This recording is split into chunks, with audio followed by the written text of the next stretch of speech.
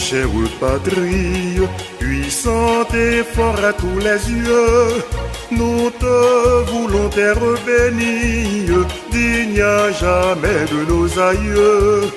Libre et prospère ils t'ont légué, à leurs enfants nous qui t'aimons, avec ardeur dans la mêlée, pour ton salut nous lutterons.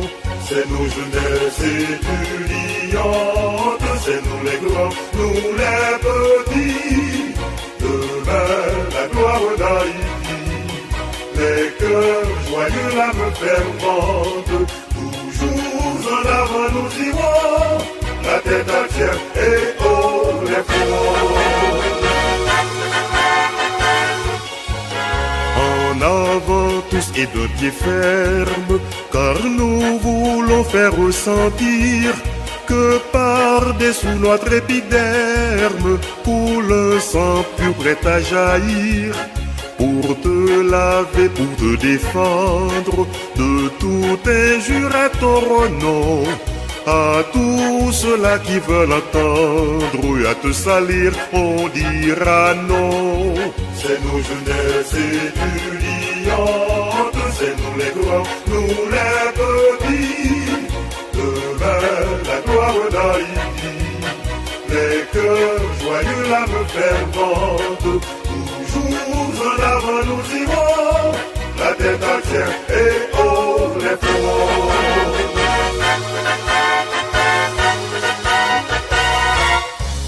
Oui, pour l'honneur de notre race, il nous en faut des hommes forts, tous de l'élite ou de la masse.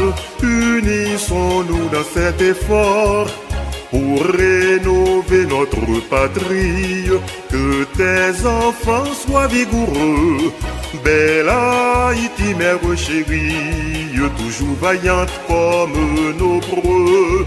C'est nos jeunesses étudiantes, c'est nous les grands, nous les petits, demain la gloire d'Haïti, les cœurs joyeux, l'âme fervente, toujours en avant nous irons, la tête entière et haut les fronts. Allons debout, fière jeunesse, pour protéger notre drapeau. Il nous faudra lutter sans cesse, notre idéal il est bien beau.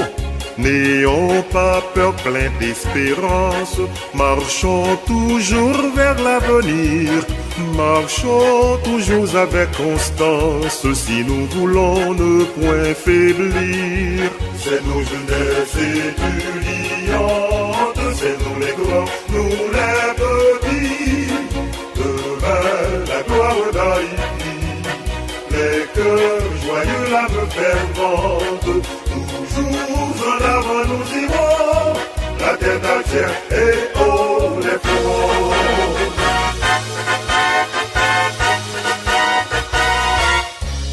Déployons là notre bannière, qu'elle rayonne à tout jamais, dans la clarté, dans la lumière, d'une Haïti croissante en paix.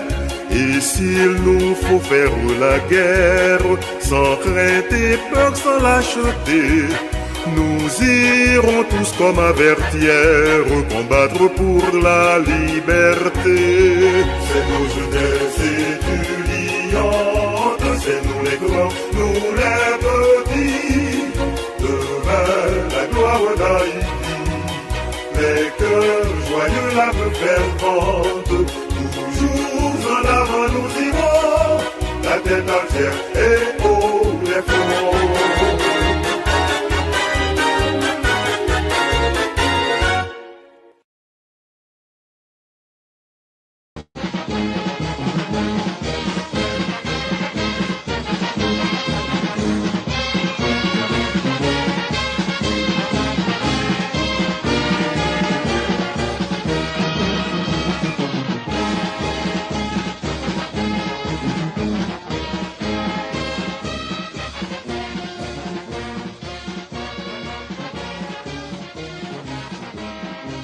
Depuis la première occupation militaire des États-Unis de notre pays, chaque fois que le 18 mai arrive, nous, Haïtiens, nous célébrons la fête du drapeau.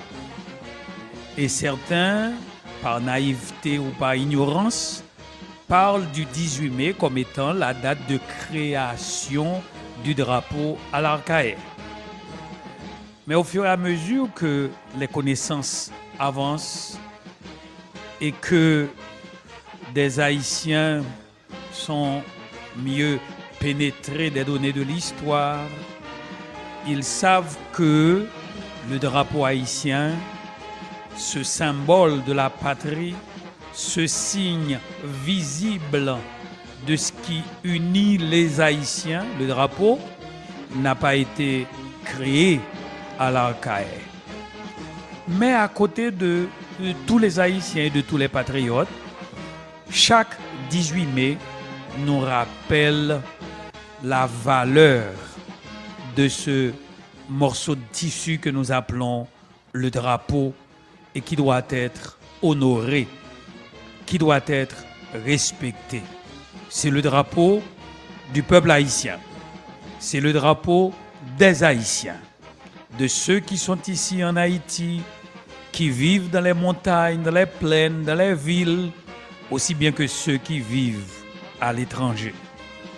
Donc nous disons avec cet ancien doctrinaire et ancien chef d'État, c'est le moment aussi de refaire le drapeau, le symbole, plutôt le serment au drapeau avec la main droite sur le cœur.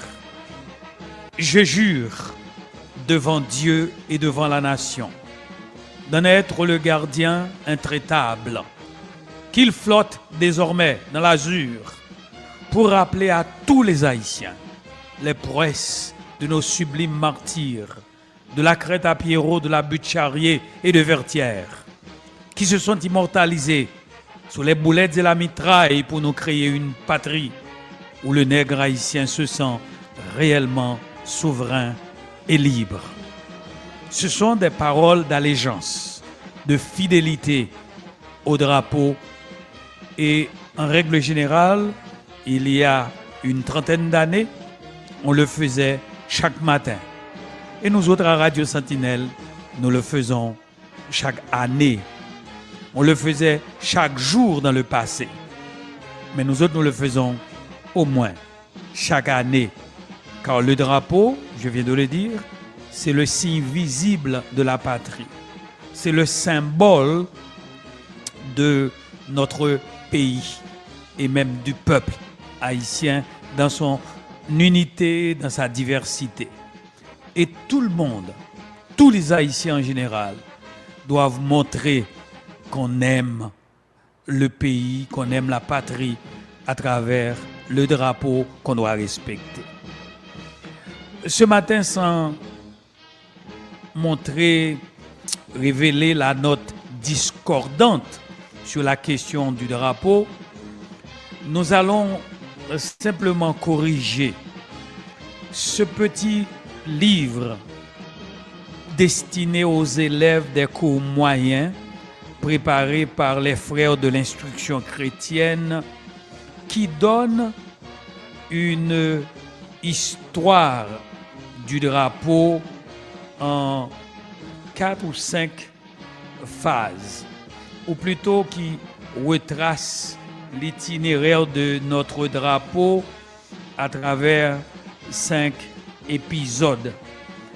Alors nous autres, nous ajoutons comme commentateurs historiques et 2 autres points qui doivent favoriser la compréhension de nos élèves, de nos étudiants et des chercheurs. D'après le petit livre des frères de l'institution chrétienne, institution civique et morale cours moyen, intitulé J'aime Haïti, le drapeau haïtien a sa première phase historique qui remonte à 1802. et pour s'arrêter à février 1986, lorsque le Conseil national de gouvernement avait rétabli le drapeau bleu et rouge. L'histoire de notre drapeau, malheureusement, ne commence pas en 1802. On aurait pu dire, mais c'est en 1804 que nous sommes indépendants. Je dis, bon, d'accord, bien sûr. Si les frères de l'instruction chrétienne dans J'aime Haïti commencent cette histoire en 1802, Haïti n'était pas encore indépendante.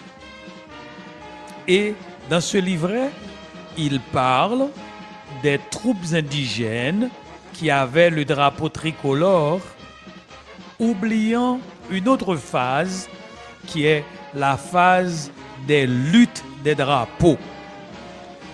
Le premier drapeau fanion des partisans de la liberté qui devait différencier ces porteurs comme révolutionnaires à ceux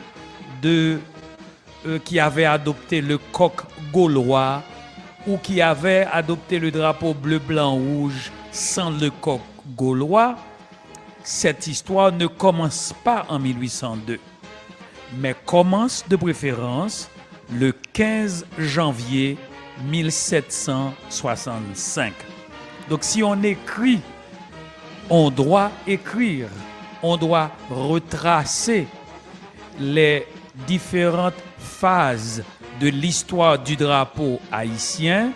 On doit corriger le petit J'aime Haïti comme manuel d'instruction civique et morale préparé par les frères de l'instruction chrétienne pour ajouter comme première phase la date du 15 janvier 1765 lorsque le comte d'Estaing avait créé le premier drapeau des révolutionnaires qui était un drapeau noir et rouge. Donc le premier drapeau de ceux qui voulaient l'indépendance, de ceux qui voulaient être libres de la colonisation, libres de l'esclavage et avoir un pays indépendant. Ce drapeau a été créé par le comte d'Estaing qui a donné à ces révolutionnaires leur fanion noir et rouge. Pourquoi? Pour les différencier des opportunistes de l'époque qui se disaient eux aussi révolutionnaires, mais qui en fait avaient le drapeau tricolore bleu, blanc, rouge. Et il y avait d'autres opportunistes, eux aussi se disant révolutionnaires, qui avaient le drapeau bleu, blanc, rouge, mais avec un coq gaulois.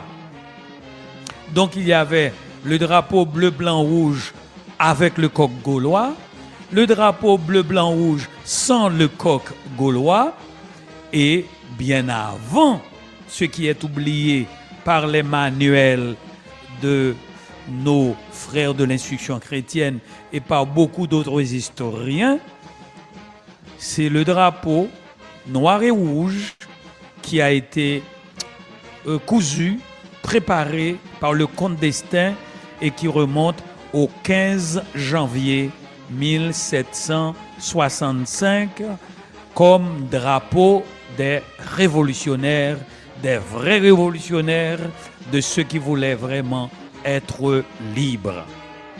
Effectivement, il va y avoir cette deuxième phase en 1802, ou plutôt cette troisième phase. Mais la phase de 1791, avant d'arriver à 1802, il va y avoir une bataille des drapeaux, créant même une certaine confusion. Ceux qui étaient toujours qui avaient toujours le drapeau bleu, blanc, rouge, ceux qui avaient le drapeau bleu, blanc, rouge avec le coq gaulois, et ceux qui avaient le drapeau des révolutionnaires créé par le comte d'Estaing du 15 janvier 1765 et aussi en 1791, avant 1802, ceux qui préconisaient tout simplement un drapeau rouge. Mais une autre phase en 1802, après 1802 plus précisément, c'est au cours de 1803, pendant les grandes guerres. Les 13 années de guerre de libération de 1791 à 1803, 18 novembre, pour arriver au 1er janvier 1804, c'est la période des guerres des drapeaux. Plusieurs drapeaux sont hissés, démontrés et portés par les révolutionnaires. Ceux qui voulaient rester fidèles à la France arboraient leur drapeau bleu, blanc, rouge. Et ceux qui voulaient un divorce avec la France, mais tout en conservant leur autonomie, ils avaient le coq gaulois dans le drapeau bleu, blanc, rouge. Et d'autres qui disaient qu'ils n'ont pas besoin du coq gaulois, mais qu'ils restent avec le bleu, blanc, rouge. Et d'autres qui disaient qu'il faut rompre avec la France et avoir un drapeau qui ne sera ni bleu, blanc, rouge, ni bleu et rouge, ni le noir et rouge, et qui ont adopté le bleu et rouge avec le coq gaulois. Donc bleu, blanc, rouge, coq gaulois, bleu, blanc, rouge sans coq gaulois, bleu et rouge avec le coq gaulois. C'était le cas de certains membres de l'armée indigène, comme par exemple Kangé, Christophe. Mais maintenant, lorsque la guerre va effectivement donner la victoire du 18 novembre 1803, le drapeau des vainqueurs, de ceux qui, de Mirebalais à l'habitation Vertières, pour entamer la dernière des batailles, la plupart des historiens sont unanimes à reconnaître que c'était le drapeau né du congrès de l'Arcahaie, qui était le drapeau noir et rouge, que les étrangers, particulièrement les journalistes, avaient vu pendant cette bataille.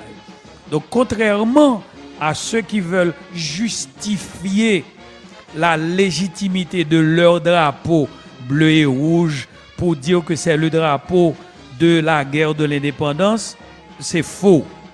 Et il faut leur dire que grâce aux articles écrits par des journalistes anglais de la Jamaïque ou bien des Américains reproduits dans leurs journaux de l'époque, c'était le drapeau noir et rouge bien avant le congrès de l'Arcahaie de 1803 qui avait été hissé et porté par ces révolutionnaires. Donc le drapeau de Vertières n'était pas un drapeau bleu et rouge pour plusieurs raisons. Parce que la plupart des gens qui étaient à Vertières, c'était des gens qui voulaient rompre définitivement avec la France et qui haïssaient la France. Et avoir bleu et rouge, cela leur symbolisait un petit peu une certaine cohabitation avec la France. Deuxième raison, la plupart des mulâtres qui arboraient le bleu, blanc, rouge, ou bien le bleu et rouge avec le coq gaulois ou sans le coq gaulois, ils n'étaient pas à Vertières. Pétion n'était pas à Vertières le 18 novembre 1803. Geffrard n'était pas à Vertières. Or, le pays était à l'époque divisé entre le Grand Nord, le Grand Sud et l'Ouest. Pétion commandait l'Ouest, qui englobait aussi les Hauganes et le Sud-Est, comme nous l'appelons aujourd'hui avec Jacques Mel, et Geffrard, qui commandait l'ensemble des départements qui sont aujourd'hui, l'ensemble des départements réunis aujourd'hui, formant les Nippes, la Grand'Anse et le Sud. Geffrard, donc, qui commandait ces grands départements des Nippes, Grand'Anse et Sud, n'était pas à Vertières avec ses troupes. Pétion, qui commandait l'Ouest et une partie du Sud-Est, n'était pas à Vertières.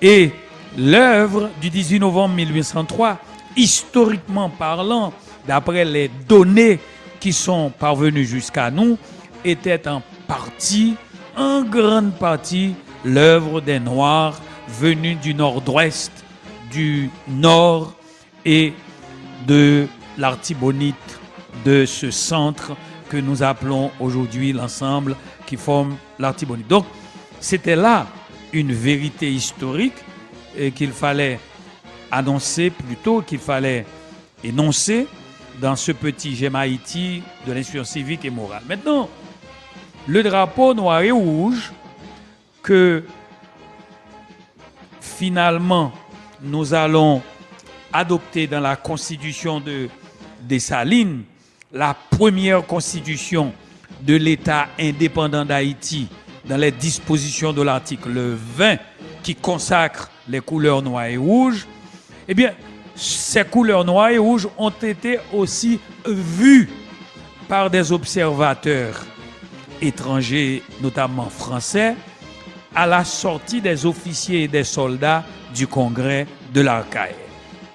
Parlant du congrès de l'Arcahaie, certains esprits plus ou moins à courte vue parlent d'une réunion de création de drapeaux et oublient qu'il ne s'agissait pas d'une journée de travail, mais plutôt d'un congrès politico-militaire ou militaro-politique qui a eu lieu à l'Arcahaie du 15 au 18 mai 1803.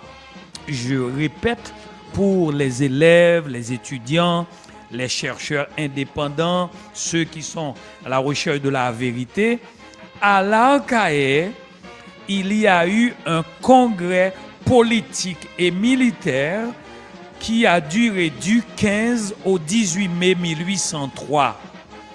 L'objectif visé par ce congrès, c'était d'unifier le commandement militaire de la guerre vers l'indépendance nationale.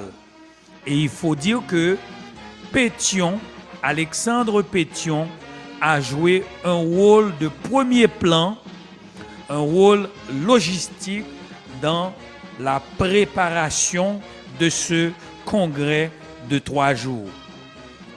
15, 16, 17 et 18, mais 3 jours pleins, pour ne pas dire 4 jours.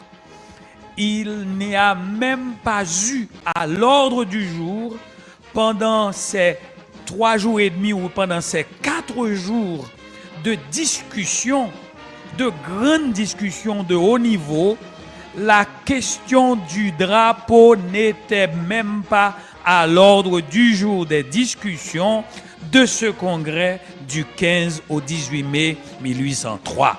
Je répète, il y a eu un congrès politique et militaire à l'Arcahaie.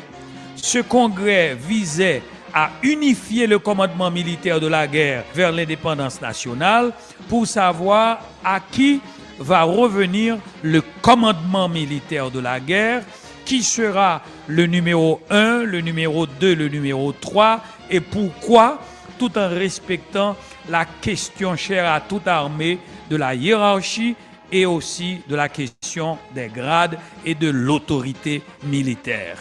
Il y avait des questions politiques, bien sûr, à débattre, notamment la grande réconciliation entre Pétion et Dessalines qui avait lieu le 10 août 1802 sur l'habitation d'Alas, première section de Plaisance. C'est à la suite de cette réunion, cette réunion de haut niveau entre les deux chefs noirs et mulâtres, qu'on allait planifier cette rencontre du 15 au 18 mai 1803, une réunion politique et militaire. Et je reprends que la question du drapeau ne figurait pas dans l'agenda de ce congrès, de cette réunion de conjuration qui ressemble un petit peu à celle du Bois Imam dans la nuit du 14 août 1791 dans le Nord et plus tard à la réunion du 10 août 1802 après cette réconciliation entre Dessalines et Pétion à l'initiative de Dessalines. Eh bien, il va y avoir cette deuxième réunion à l'initiative de Pétion pour réconcilier les Noirs et les mulâtres, parce que les Noirs détestaient les mulâtres détestaient les Noirs aimaient Dessalines et les mulâtres chérissaient Pétion. Il y avait donc un conflit qu'il fallait soulever et il fallait discuter de cette question sensible au cours du congrès de l'Arcahaie du 15 au 18 mai 1803. Dessalines et Pétion, ces deux généraux, en dépit de leur haine réciproque, en dépit des luttes atroces qu'ils ont menées l'un contre l'autre, en dépit des souvenirs douloureux des épisodes de la guerre du Sud en 1800 qui avaient divisé Pétion et les mulâtres et Dessalines et les Noirs, au point que Pétion a dû s'exiler à la Jamaïque et par la suite en France, suivi de son retour dans le 86e bateau de guerre en première ligne pour venir avec le plan secret de rétablir l'esclavage, en dépit de toutes leurs différences d'appartenance, de la couleur de la peau à leur culture politique et même conception idéologique.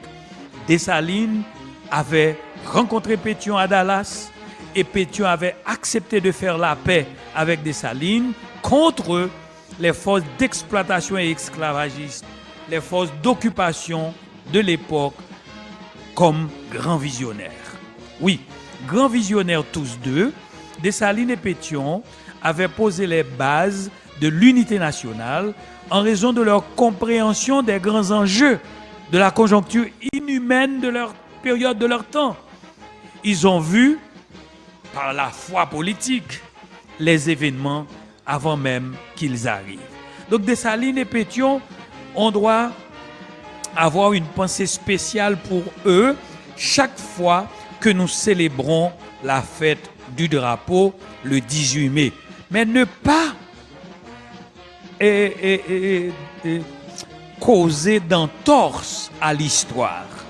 Ne pas adultérer la fête en soi pour ajouter création du drapeau, mais pour parler de préférence du congrès de l'Arcahaie, au cours duquel congrès le drapeau était à l'honneur, mais ne figurait pas quant à ses couleurs dans l'agenda de ce congrès de 4 jours, puisque le drapeau était déjà créé depuis le 15 janvier 1765, démontré pendant les guerres, dans les luttes de 1791 à 1803 pendant la période révolutionnaire, et le bleu, blanc, rouge était déjà rejeté.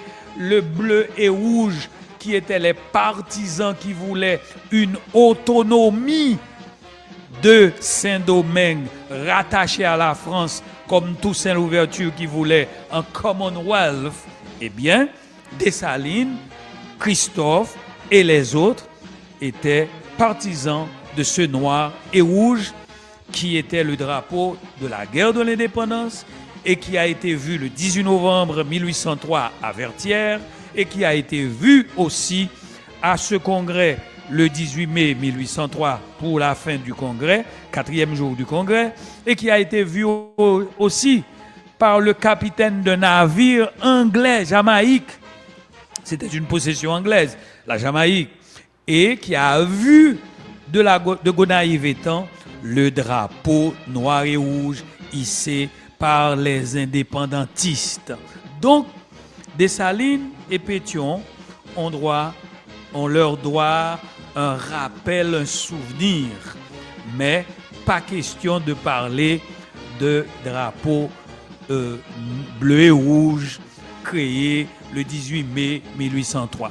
On appelle ça le recours à la falsification historique.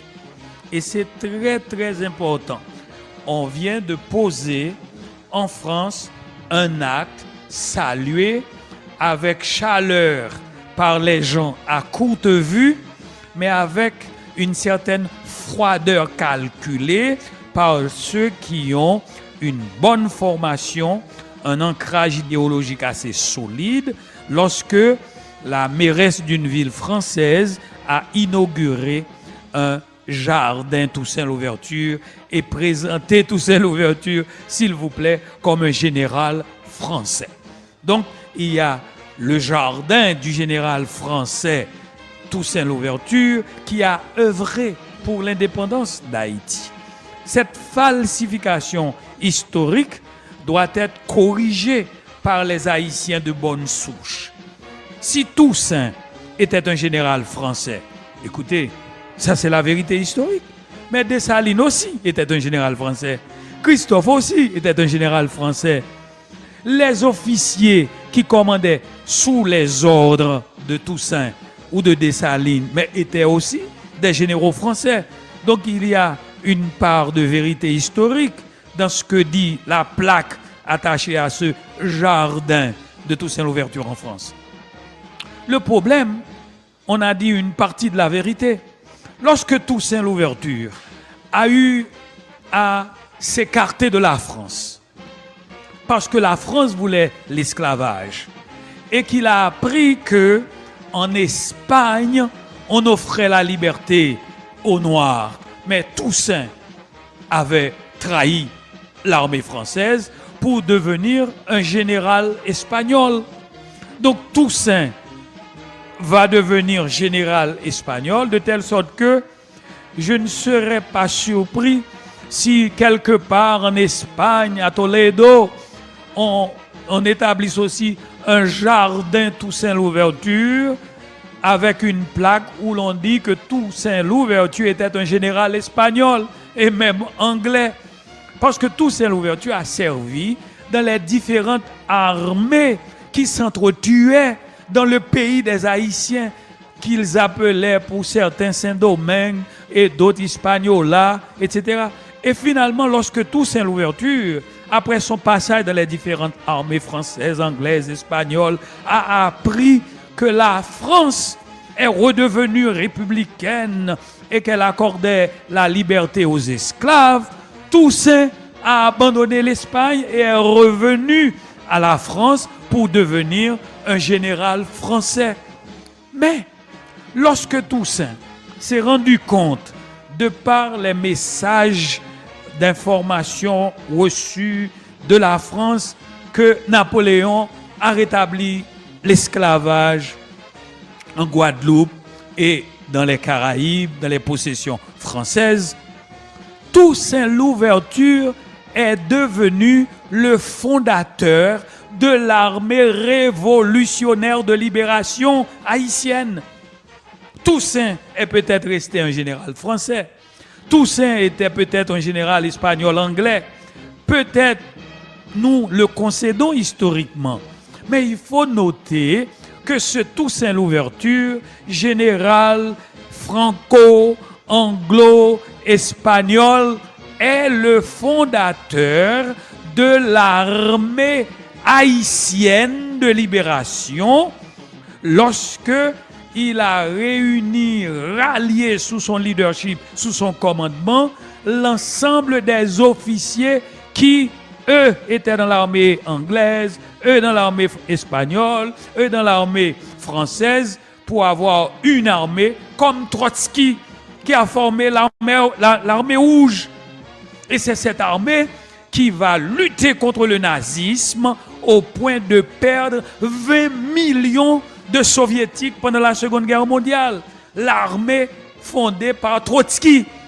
Et aujourd'hui, Vladimir Poutine ne peut ne pas se rappeler que son armée, l'armée des Russes, était à un certain moment l'armée soviétique fondée par Léon Trotsky, pour devenir l'armée rouge, au point que 20 millions de Russes, de Soviétiques ont péri pendant la Seconde Guerre mondiale. Donc lorsque nous parlons de l'armée de libération haïtienne, nous devons nous souvenir qu'elle a été effectivement créée par Toussaint Louverture. Mais ce n'était pas une armée française que Toussaint avait fondée. Ce n'était pas une armée anglaise ni une armée espagnole. C'était une armée haïtienne, une armée avec laquelle, après la Constitution, il voulait établir une autonomie et même pour certains une indépendance. Bien sûr, je n'adhère pas moi-même, commentateur historique, à la thèse que Toussaint Louverture voulait l'indépendance, car il a écrit lui-même dans ses mémoires qu'il est un général français et qu'il voulait que Saint-Domingue fût une sorte d'entité spéciale, autonome, ayant des liens de rapprochement, des liens de proximité avec la France, la mère patrie. De sa cellule au Fort de Joux, Toussaint Louverture a plaidé auprès de Napoléon qu'il était un général français. Au moins, il faut qu'il soit jugé par la cour martiale pour qu'il puisse se défendre. Donc, c'était une parenthèse, montrer que l'histoire peut être falsifiée. Toussaint était un général français, bien sûr, mais tous les généraux de l'armée, que l'on appelle l'armée de Saint-Domingue, qui était en fait une armée de libération, eux aussi étaient d'anciens officiers de l'armée anglaise, d'anciens officiers de l'armée espagnole, d'anciens officiers de l'armée française, et Toussaint a eu le mérite de prendre cet ensemble de conglomérats. Bon, je dirais cet ensemble de corps éparpillés venus de différentes armées pour former l'armée de libération. C'est cette armée, après la trahison de Brunet, lorsque Toussaint Louverture est arrêté, qui va être placé sous le commandement de Jean-Jacques Dessalines. Vous n'allez pas me dire que Jean-Jacques Dessalines est aussi un général français, mais un général français en rébellion qui est à la tête d'une armée et avec laquelle armée de libération, il va créer un État indépendant en battant l'armée régulière française le 18 novembre 1803 grâce à l'aide des Noirs venus du nord, du nord-est, du nord-ouest, du centre de l'Artibonite, alors que les mulâtres de l'ouest et du sud avaient peur, parce qu'ils étaient revenus seulement en 1802, et ils avaient fait la guerre en 1800, ils avaient peur que s'ils perdent la guerre une deuxième fois, cette fois-ci ils avaient lutté contre la France, ils n'auraient aucun pays d'accueil. Donc par précaution ou par réflexe psychologique, ils se sont abstenus, ils n'ont pas été avertis. Mais ça, c'est une autre page d'histoire. Donc, je reprends pour dire que le 18 mai doit être une date importante pour notre histoire, dans notre histoire. Mais s'il vous plaît, ne parlons pas seulement du 18 mai, parlons du congrès de l'Arcahaie qui a eu lieu du 15 au 18 mai 1803 et au cours duquel congrès on a choisi, on a désigné, parce que c'était le plus ancien après Toussaint Louverture, Jean-Jacques Dessalines était désigné, nommé par les membres de ce congrès politico-militaire comme celui devant assurer le commandement suprême de l'armée. Et le deuxième en rang, c'était Henri Christophe. Vient par la suite Alexandre Pétion. Donc, les trois principaux généraux qui ont choisi dans ce complot, dans ce congrès complot, de mener la guerre pour l'indépendance ou vers l'indépendance, c'était numéro 1, accepté par les membres du congrès. C'était le but d'ailleurs de ce congrès. L'objet, c'était de unifier le commandement. Désormais, il n'y a pas de Yayou, de Kangé, de Kaplaou, de Mundong, etc. Il y a un commandement militaire, une seule armée, et cette armée, désormais, a un seul chef, Jean-Jacques Dessalines. Et le deuxième, qui lui est son second, c'est le général Henri Christophe. Et après le général Henri Christophe, nous avons en troisième position le général Alexandre Pétion. Alors, dans l'itinéraire historique, l'histoire de notre drapeau, nous avons maintenant une autre phase qui est citée, mais avec un peu de malice. C'est la phase écrite par les frères de l'institution chrétienne. Ils disent qu'en 1803, Dessalines arracha le blanc du drapeau français et rapprocha le rouge du bleu pour marquer l'union des noirs et des mulâtres. Le bicolore bleu et rouge était créé. Faux. Et nos très chers frères de l'institution chrétienne et les historiens un petit peu vulnérables qui les répètent savent très bien qu'ils induisent en erreur. Et tôt ou tard, ils vont créer une demoiselle, une belle mulâtresse du nom de Catherine Flon et qui avait rapproché les couleurs noires. C'est faux. C'est faux, faux, faux, faux sur toute la ligne. Il n'y avait pas de création du drapeau à l'Arcahaie le 18 mai 1803. C'était un congrès de 4 jours, un congrès qui a duré du 15 au 18 mai. Ensuite, le drapeau noir et rouge était déjà créé. Il n'était pas question de diviser les membres du congrès avec un drapeau bleu et rouge et un drapeau noir et rouge. Un seul drapeau, c'était le drapeau de l'indépendance noir et rouge. D'ailleurs, c'était ce drapeau créé bien avant, comme je l'ai dit tantôt, le 15 janvier 1765, qui est le drapeau des indépendantistes, le drapeau de ceux qui veulent la liberté totale. C'était ce drapeau qui était vu, hissé, démontré par les membres de ce congrès qui s'était rassemblé du 15 au 18 mai 1803 à l'Arcahaie. Donc, il n'était pas question de Catherine Flon. Catherine Flon, effectivement, c'était une très belle femme secrétaire de Clairvaux qui avait aidé à confectionner des drapeaux pour préparer la fête de l'indépendance le 1er janvier 1804. Et Dessalines n'a pas eu à remplacer le blanc pour les rapprocher du noir. Et la quatrième phase énoncée par les frères de l'institution chrétienne, c'est que Dessalines remplace le drapeau bleu-noir, le bleu par le noir, et Christophe adopte le drapeau dessalinien noir et rouge. Vous voyez, on cherche à faire une sorte de mélange confusionniste pour dire que Dessalines bientôt va remplacer le bleu. Ils n'ont pas dit que c'est l'article 20 de la première constitution de l'État qui a consacré les couleurs noires et rouges. Ce n'est pas Dessalines.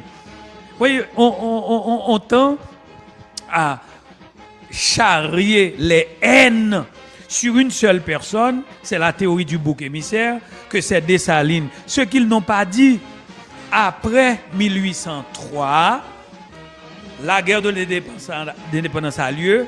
La plupart de ceux qui écrivent l'histoire, Thomas Madiou et Bobo Ardouin, qui étaient les cousins de Pétion, ce sont ces gens-là qui nous ont écrit les premiers manuels d'histoire d'Haïti. Et ce sont eux qui étaient les auteurs intellectuels du drame du 17 octobre 1806. Donc ils n'avaient aucun intérêt à raconter de belles choses de Dessalines. D'ailleurs, ils ont même falsifié une page d'histoire en écrivant un document qui s'appelle... qu'ils ont écrit le 17 octobre et qu'ils ont daté 16 octobre. Donc, comme quoi c'est un document le 16 octobre qu'ils ont préparé et ils disent que ce document était préparé le 17, et alors que c'était faux, et résistance à l'oppression. Cette feuille est une falsification aussi. Après avoir assassiné Dessalines, les gens s'étaient réunis, j'ai déjà raconté cette histoire, et s'étaient réunis sur l'habitation tout près que l'on appelle aujourd'hui Pétionville. Eh bien là, ils ont écrit un document avec l'aide de ces savants historiens pour dire il faut que devant l'histoire nous justifions l'acte du 17 octobre. Et c'est alors qu'ils ont dit qu'il faut écrire résistance à l'oppression, et ils ont écrit 16 octobre, alors qu'on était déjà au 17-18 octobre après le crime. De plus, il ne faut jamais oublier que pendant 45 ans, aucun Haïtien, après le 17 octobre 1806, n'était autorisé à citer le nom de Jean-Jacques Dessalines. Même par abrégé, si vous disiez JJD, vous étiez arrêté, garrotté et tout simplement fusillé ou bien la tête tranchée, si vous osiez à l'époque citer le nom de Jean-Jacques Dessalines. Donc ce sont ces historiens qui nous rapportent l'histoire de la création de notre drapeau. Maintenant, eh bien, ils vous disent que le noir et rouge a été choisi par Dessalines. Comme si Dessalines a imposé le noir et rouge. alors que c'était une constitution, la première constitution du nouvel État indépendant qui a été écrite. On a pris 1804 à 1805 pour la rédiger, et lorsqu'elle est rédigée en 1805, il y est écrit l'article 20 dans les dispositions finales: les couleurs nationales sont le noir et rouge. Article 20. Le petit livre des frères de l'institution chrétienne de J'aime Haïti n'a pas mentionné cette phase dans l'histoire de notre drapeau. Le noir et rouge n'étaient pas les couleurs de Dessalines.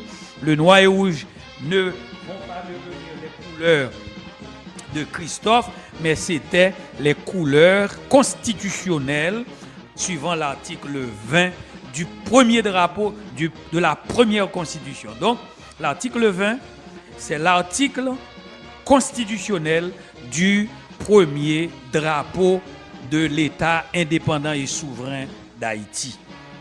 Maintenant, en 1806, lorsque la guerre éclatait entre Pétion et Christophe à cause de la mort de Dessalines, l'autre subterfuge par falsification, c'est ils vont mettre Pétion comme étant un bon papa bon cœur, et Christophe un tyran, un dictateur qui ne peut pas, conformément à ce qui a été décidé au congrès de l'Arcaïre, remplacer Dessalines. Dans un premier temps, ils se sont arrangés pour fabriquer une constitution, et on a présenté cette constitution à Christophe comme président d'Haïti. Christophe a lu, et il voit que dans cette constitution, il n'aura même pas les pouvoirs d'un caporal. Eh bien, il a dit non. Quand il a dit non, les écrivains, cousins de Pétion, frères, cousins de Boyer, ont écrit que Christophe avait lui aussi participé dans l'assassinat de Dessalines, le fondateur. Et c'est faux. Écrivez, feuilletez très bien les livres d'histoire, vous allez voir la lettre que Pétion a écrite, qui est un scandale à Madame Dessalines, comme pour lui dire, une veuve qui a son mari assassiné, pour dire: chère madame, votre mari a payé le prix de ses forfaits. Consolez-vous quand même, car ce tyran, le ciel nous a fait un privilège exceptionnel. C'est le langage de Pétion dans une lettre écrite à Madame Dessalines. Tandis que la lettre de Pétion, la lettre de Christophe à Madame Dessalines, c'est l'œuvre d'un humain, d'un homme formé à l'anglaise. Pour dire: madame, j'ai appris avec douleur l'incident qui est arrivé, au cours duquel nous avons perdu le fondateur de la patrie. Madame, ici chez nous dans le Nord, nous avons de la place pour vous. 2 lettres, 2 personnalités, 2 visions et 2 caractères différents.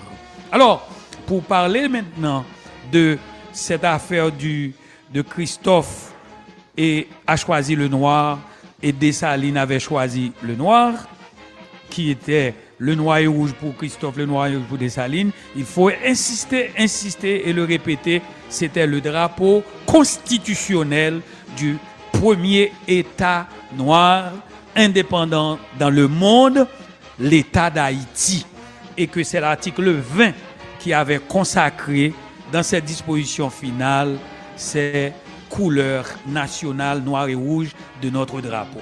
L'autre phase maintenant, pourquoi bleu et rouge? La guerre a éclaté entre Christophe et Pétion, car Christophe n'a pas accepté ce qui s'est passé. Et il a appris que même les officiers les plus éloignés de Dessalines, dès lors qu'on cite leur nom, ils étaient arrêtés, garrottés, emprisonnés, tués. La guerre éclate donc entre les partisans de Christophe et les partisans de Pétion. La bataille a eu lieu et Christophe était sur le point de contrôler le Nord, n'était ce fameux Coutilien Coutard. L'armée du Nord était sur le point de prendre le contrôle de l'Ouest, de toutes les régions contrôlées par Pétion, quand Coutilien Coutard a sauvé Pétion grâce à son chapeau galonné. Mais c'est pas là que nous sommes maintenant. Non. Il y a la guerre. Les troupes du Nord de Henri Christophe ont leur fanion noir et rouge, les couleurs constitutionnelles de l'article 20 de la Constitution de 1805. Les troupes de Pétion, celles qui viennent d'assassiner le fondateur avec l'aide de la Mare, des mulattes du Sud et des autres, etc., avec l'aide d'un fameux Yayou, car lorsque là où il y a les Pétion et les Lamar, il y a toujours un Yayou noir, costaud, laid, vilain, pour couper les doigts des Salines. Eh bien, les Yayou, les Lamar, les Pétion et les... Après avoir assassiné Jean-Jacques Dessalines, la bataille a eu lieu entre Christophe et les mulâtres de l'Ouest sous le commandement de Pétion. Ils avaient, ces deux officiers, les mêmes drapeaux tout en étant en guerre. C'est en février 1806,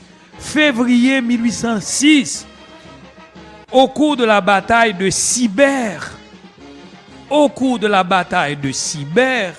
que Pétion, ayant remarqué que, et ce que je vous dis là est raconté par le propre cousin de Pétion dans son livre d'histoire d'Haïti, en février 1806, les drapeaux noirs et rouges des deux armées qui étaient en guerre, eh bien, Pétion a changé les couleurs noires et rouges de ses troupes en bleu et rouge pour retourner à la nostalgie dont il a toujours eu comme rêve, dont il a toujours eu le drame à vivre. Eh bien, il a changé les couleurs noires et rouges de ses troupes, de son armée, contre les troupes de Christophe, en bleu et rouge. Donc nous reprenons que ce drapeau noir et rouge a une histoire qui remonte bien loin avant même notre indépendance et qui remonte à la date du 15 janvier 1765. Qu'au cours du congrès militaire et politique du 15 au 18 mai 1803, le drapeau noir et rouge était là. Les couleurs bleu, blanc, rouge, c'était les couleurs choisies par les opportunistes qui ne savaient pas si, oui ou non, ils allaient gagner ou perdre la guerre. Et tantôt, ils avaient le bleu, blanc, rouge des Français, tantôt le bleu, blanc, rouge avec le coq gaulois, tantôt le bleu, blanc, rouge sans le coq gaulois, tantôt tout simplement le bleu et rouge. Mais le drapeau de Pétion, c'est le drapeau de la bataille de Sibert en 1806, après l'assassinat du fondateur, pour différencier les troupes. C'est ce qu'écrit Madiou, c'est ce qu'écrit Thomas Madiou, c'est ce qu'écrit aussi Beauboin Ardouin, que les couleurs nationales, les couleurs des deux troupes, des deux armées deviennent bleu et rouge. Tandis que Christophe, déçu, il a ravagé les différentes plantations trouvées, dit-on, dit Madiou, dit Beauboin, et il est allé s'établir dans le nord pour proclamer son gouvernement en adoptant le noir et le rouge. Et le noir et le rouge est resté le drapeau de l'Empire avec Christophe. Et cela jusqu'en 1820. Alors, en 1806 donc, c'est le drapeau de Pétion, bleu et rouge. En 1964, François Duvalier, s'il était un tyran, c'est vrai.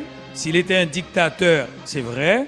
Et personne ne peut justifier devant l'histoire ou devant les consciences et les nombreux actes commis qui ont détruit des familles sous le régime des Duvalier ou de docteur François Duvalier.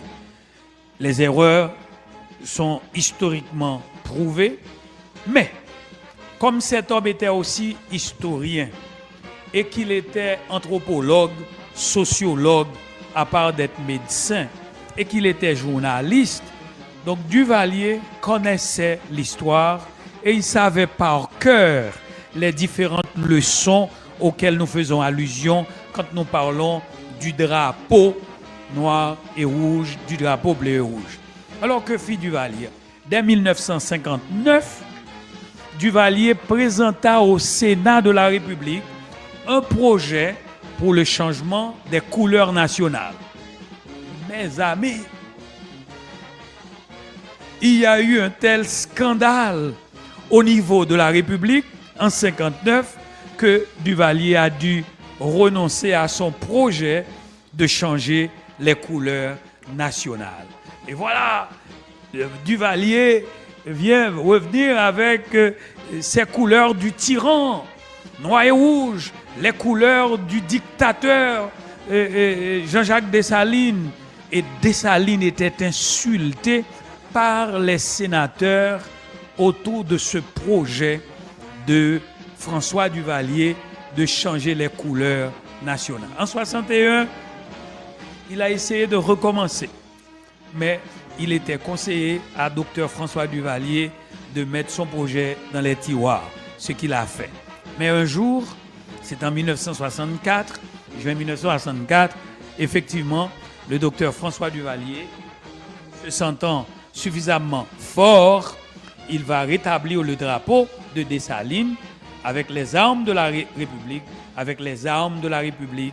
comme cela a été fait en 1803 et comme ça a été en 1765. Donc, Duvalier s'est placé dans ce courant historique de rétablissement de la vérité autour de la question du drapeau en 1964.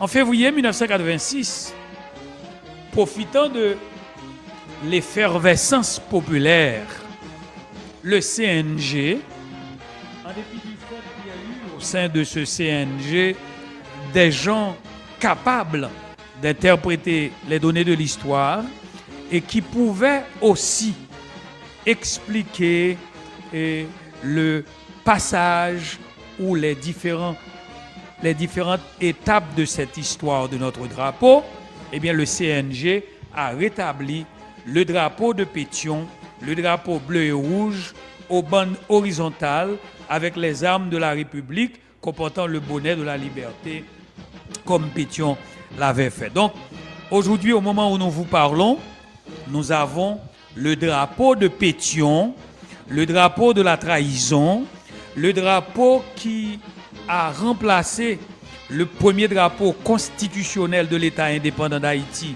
inscrit dans l'article 20 des dispositions finales de la Constitution de 1805, c'est le drapeau d'Alexandre Pétion, le drapeau vénéré par les gens de Pétion, le drapeau de la trahison et le drapeau de toutes les occupations que nous avons connues depuis 1806 avec son rétablissement ou sa création par Pétion. Aujourd'hui, la question se pose en célébrant le drapeau. Qu'est-ce que nous devons retenir? Je dois vous dire, je l'ai déjà dit dans une émission, que Pétion a eu son mérite. Mais le drapeau bleu et rouge que nous avons aujourd'hui, ce n'est pas le drapeau de tous les Haïtiens, c'est le drapeau de la classe de Pétion, c'est le drapeau de Pétion, le drapeau bleu et rouge, le drapeau de la trahison. Nous devons retenir quand même que le 18 mai est une fête qui doit être toujours consacrée à l'unité retrouvée autour de l'armée, par l'armée, grâce à l'armée, mais que symbolise le drapeau. Car le drapeau demeure dans tous les pays du monde, pour tous les pays du monde, le symbole visible de la patrie. Le symbole de la patrie. Drapeau qui doit être respecté, vénéré, aimé et enfin adulé. Le drapeau bleu et rouge n'est pas le drapeau de tous les Haïtiens. Et le drapeau noir et rouge est sujet malheureusement à controverse. Parce que le drapeau noir et rouge va nous rappeler, historiquement parlant, le cheminement, l'itinéraire de ce drapeau, né ce 15 janvier 1765, qui était présent pendant les batailles et avec les troupes particulièrement noires de 1803, 1802, 1803 et 1804, hissé au Gonaïves le 1er janvier 1804, on est en présence de pages d'histoire susceptibles et même capables d'embarrasser une classe de congénères qui eux aussi méritent de la patrie, la classe des métis, les mulâtres ou les nègres à peau claire. Et par rapport à des gens non éduqués ou bien grossièrement éduqués, qui n'ont pas de mollesse pour approcher le problème, ils peuvent rendre la situation très embarrassante pour les mulâtres en parlant du drapeau de Pétion, le drapeau de la trahison. Mais l'histoire, c'est l'histoire. Puisqu'il y avait effectivement ce congrès, puisqu'il y avait effectivement à un certain moment dans notre histoire un drapeau bleu et rouge, même si c'était le drapeau de certains qui avaient trahi la révolution, mais qu'aujourd'hui nous sommes en présence de ce drapeau qui nous est imposé par l'ignorance, la naïveté et la vulnérabilité de ces gens du CNJ qui n'avaient aucun sens à vue éloignée de l'histoire. Nous devons démontrer, nous devons montrer, nous devons confesser notre embarras, nous aussi. Pourquoi nous devons reconnaître que nous sommes embarras? C'est parce que, d'un point de vue historique, d'un point de vue psychologique, des mulâtres éduqués, je parle particulièrement de ces nègres à peau claire et qui peuvent comprendre l'ambivalence de leur situation et la précarité idéologique de leur situation face à l'histoire qui va leur révéler leur crime le 17 octobre 1806 et surtout le fait que depuis le 17 octobre 1806, ils aient établi un système qu'ils contrôlent et dont ils sont les seuls maîtres, les seuls responsables et les seuls gardiens. Donc il faut dire que nous devons reconnaître qu'ils vont être encore davantage embarrassés. Mais qu'en est-il? Alors embarrassés quand on tentera de leur raconter ces pages d'histoire. Et surtout quand on va leur dire que le drapeau bleu-rouge est le drapeau de la trahison, le drapeau de ceux qui avaient comploté pour assassiner le père fondateur de la patrie le 17 octobre 1806, et que des gens intelligents ne peuvent pas l'admettre. Et devant l'histoire, au lieu de falsifier des pages d'histoire pour créer un drapeau qui a été créé à l'archaïque, pour inventer mademoiselle Catherine Flon et pour démontrer avec de faux documents qu'il y a eu même un procès-verbal rédigé à l'archaïque, ce qui est faux, et avoir des gens qui vous disent oui, on a vu et le drapeau noir et rouge avertir, ce qui est faux, et que le drapeau vu par le général à l'archaïque ou bien au premier, au lieu de les aider à falsifier l'histoire, je vais vous dire que nous aussi, nous serons embarrassés si nous tentons par tous les moyens d'imposer notre noir et rouge, même si ce sont des couleurs historiques. Donc, historiques, des couleurs fondées, dont je vous ai fait tout à l'heure l'histoire. Et que faire? Eh bien, nous avons proposé, au niveau de notre enseignement et de notre coalition, nous avons dit, écoutez, aucun nègre à peau claire et particulièrement borné par manque d'éducation, par ignorance ou bien tout simplement par une culture un petit peu raciste et engagé dans les préjugés de couleur. Il ne va jamais accepter le drapeau noir et rouge. Mais de notre côté, même si vous leur faites une démonstration que c'est le drapeau qui a été créé depuis 1765 par le comte d'Estaing, même s'ils acceptent dans vos livres, dans les livres que des partisans qu'ils ont écrits, ils ne vont pas accepter. Psychologiquement, ils ne seront jamais à l'aise. Or, le drapeau doit être un signe de ralliement, un signe d'unité et un signe d'unité nationale, de cohabitation consensuelle. Mais de notre côté, si les nègres à peau claire ne vont jamais accepter le drapeau noir et rouge, même si la vérité historique révèle que ce sont les couleurs qui sont inscrites dans la première constitution de ce pays, mais aucun nègre à peau foncé, surtout s'il a une certaine intelligence, une certaine connaissance des données de l'histoire, aucun imbu de l'importance du drapeau ne va accepter le drapeau bleu et rouge. Jamais. Ils peuvent tolérer que une certaine gouvernance bornée, limitée par l'ignorance, nous impose le drapeau bleu et rouge, mais jamais ils ne vont accepter les couleurs de ce drapeau de Pétion créé à Sibé au cours de la bataille entre ses troupes et les troupes de Christophe. Jamais nous n'allons accepter le drapeau bleu et rouge. Parce que je suis au courant, nous sommes au courant, comme gens plus ou moins instruits, de la façon dont on a hérité ce drapeau bleu et rouge, qu'aujourd'hui on tente de falsifier, ou dont on tente de falsifier les données pour nous dire que c'était le drapeau de l'indépendance. Faux. Donc je ne vais jamais accepter, moi, le drapeau noir et rouge, et bleu et rouge. Lui non plus, elle non plus, ne va jamais accepter notre drapeau noir et rouge. Que faire?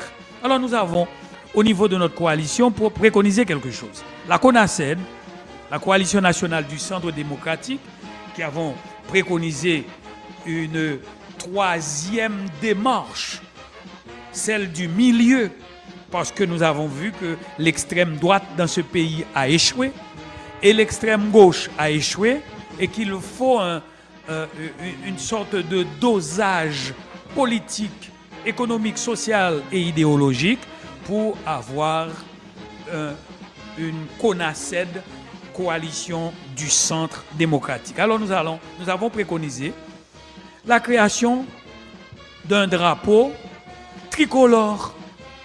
Les nègres à peau claire, ils ne vont jamais accepter le noir et rouge. Et les nègres à peau foncée, ils ne vont jamais accepter intérieurement, même si on leur impose le bleu et rouge, ils ne vont jamais l'accepter comme signe de fierté, comme élément, symbole de fierté, de ralliement du drapeau. Alors, nous avons préconisé le drapeau de la réconciliation nationale, le noir, bleu, rouge. Le noir, bleu, rouge. Donc, ce drapeau serait disposé verticalement et horizontalement avec le carré historique blanc au milieu des couleurs noires et rouges placé du côté de la rampe. Et ce sera le drapeau de la réconciliation nationale. Et la garde du drapeau national, noir, bleu, rouge, sera confiée, son histoire, la transmission de ce symbole qui s'attache à cette histoire elle-même, à ses couleurs, ainsi que son importance, et le culte patriotique qui lui est dû seront confiés aux jeunes des écoles primaires, des écoles secondaires, et aux universitaires et aux forces armées et aux forces publiques de sécurité en général, de défense et même de la police de la République. Et ce drapeau noir, bleu, rouge sera fabriqué et cousu par une direction spéciale des forces armées d'Haïti sous le contrôle des ministères de la Défense et des forces armées et du ministère de l'Éducation nationale et de la recherche scientifique, qui seuls seront autorisés à sa conception et sa distribution officielle. Et il y aura même, dans nos rêves, un insigne particulier qui atteste de l'authenticité et de l'autorisation de confection de ce drapeau. Donc le drapeau national noir, bleu, rouge sera hissé en permanence devant les bâtiments les édifices publics et devant les bâtiments, même à l'entrée principale des bâtiments qui ont un service public à rendre, les écoles en particulier, les universités, sur une hauteur de 20 à 25 pieds. Les bâtiments de plus de 5 étages, par exemple, auront, outre le drapeau principal au haut de l'édifice, mais un deuxième drapeau qui sera placé toujours en permanence à droite de l'entrée principale. Et il sera de même pour les édifices scolaires, les centres d'enseignement privés ou publics, entre 8h du matin et 5h de l'après-midi pour la montée et la descente du drapeau. Et un deuxième drapeau sera hissé en permanence au mât de l'édifice scolaire et des centres d'enseignement, quels qu'ils soient.